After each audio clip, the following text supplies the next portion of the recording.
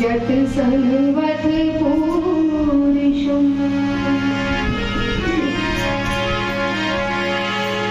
पाप की बेल बड़ी पुण्य घटते जाते हैं, इसीलिए तो दुनिया में दुख और संताप बढ़ते जाते हैं।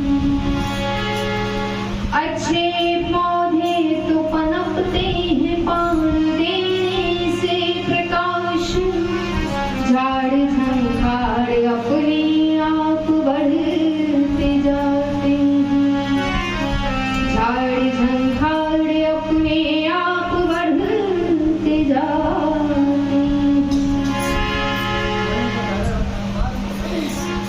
वेदी पर विराजमान श्री आचार्य जी और आज हमारे बीच में बहुत अच्छे आर्य जगत के उपदेशक आदरणीय सत्य प्रकाश जी, उपस्थित सभी धर्मप्रेमी सज्जनों, मातृशक्ति परमपिता परमात्मा की बड़ी असीम अनुकंपा से आर्य समाज दशहरा बाग में ये 1 माह का श्रावण मास में ज्ञान गंगा वेदों की बह रही है और आज इसका 13वां दिन है।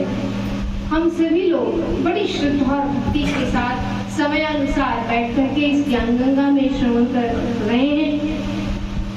आइए एक छोटा सा ईश्वर भक्ति का भजन आप सबके समक्ष रखते हैं, फिर श्रद्धाचार्य जी का सुंदर सा उद्बोधन सुनेंगे और लाभ उठाएंगे।